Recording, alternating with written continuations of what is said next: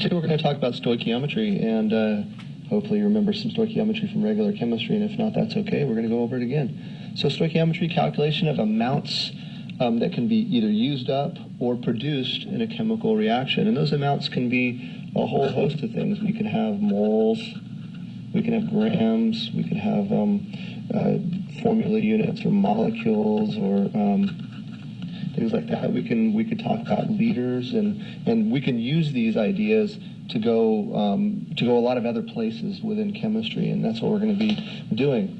So let's start off with the stoichiometry. We'll get a balanced equation going here of a real simple balanced equation of hydrogen gas reacting with oxygen gas to produce water. And if we balance this equation out, we would need 2 hydrogens to give us and 1 oxygen and 2 waters produced. And so just to run you through a couple things basically on this one, we could create what we call a model of what this actually looks like. And so hydrogen is diatomic, and so I can draw a couple of hydrogen molecules. And because I have a coefficient of 2, we would need a couple more hydrogen molecules just like that. Model of oxygen, they're a little bit bigger. And over here, we would be producing some water. And we're going to make a water molecule, but we do have 2 of them, so we'll make another water molecule. There we go. And so there's our model of what this reaction is going to look like. We could also, as we talked about the other day, we do it on the mole level, and we do have 2 moles of hydrogen to 1 mole of oxygen to 2 moles of water as well. One other thing that we can do is we could look at the molar mass.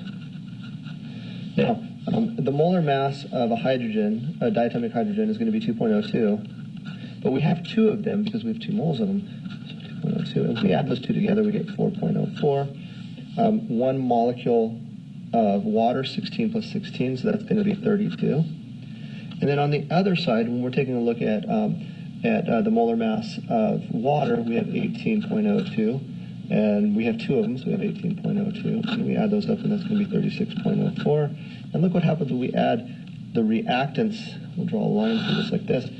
We add the reactant side up as 36.04. And so we have matching masses, and that's the whole idea behind the conservation of mass. Law of conservation of mass isn't created or destroyed. We just rearrange things. And so there we go. Now, we're going to take this same balanced equation, and we're going to dive into some stoichiometry here. Okay, so we got 2 H2s plus O2 yields 2 H2O. And we're going to do a problem here really quickly here. And so we'll say 5 moles of oxygen with excess hydrogen. And that excess is going to come into play in a second here.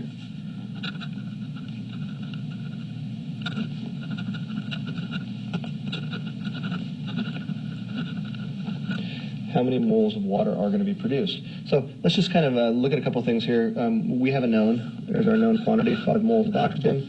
When every time it tells us we have excess of something, we can just ignore that.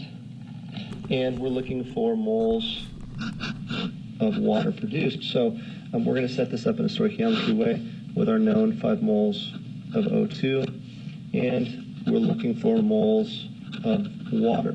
So it is a moles to moles conversion, and the only way you're going to get to convert between moles of one substance and moles of a different substance is you're going to use what is called the mole ratio. And the mole ratio comes from the balanced equation, and it's always going to be your unknown quantity, which is right there, which is the moles of water, over our known quantity. And where we get these moles, once again, is from our balanced equation. So we have moles of water, which is 2. And I got that number up here from the balanced equation. And on the bottom, we're going to put our known quantity, which is moles of oxygen, because that's our starting point. And we're going to use the coefficient from the balanced equation again, mole ratio, and it's a 2-to-1 ratio between water and oxygen. And so then we just have to cancel out and multiply, so we get 10 moles of water made. And that's a really good, important thing to know. We'll be using that moles of water later on down the road for some other things such as gas law calculations. Okay, one more problem. We'll dive into some grams problems, and so let's do that real quickly here. So let's say if we have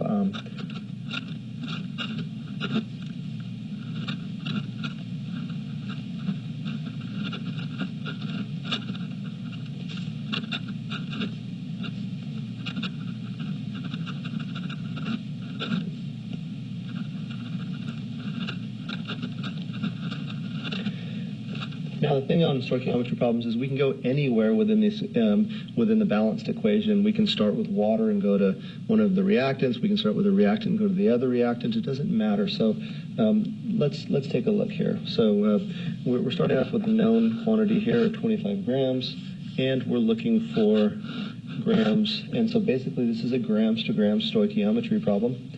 And we're going to use the equality 1 mole is equal to the molar mass of any substance in grams. That's going to be our conversion that we're going to use. And then, of course, we're also going to use our mole ratio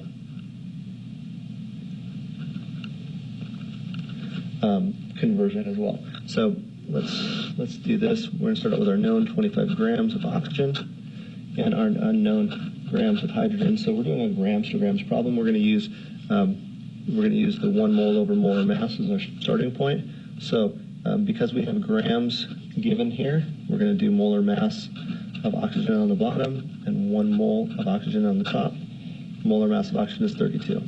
Now, we want to convert our moles of oxygen here into moles of hydrogen here, and we're going to use our mole ratio to do that. Mole ratio from the balanced equation. Remember, unknown hydrogen over known oxygen. So we look at that.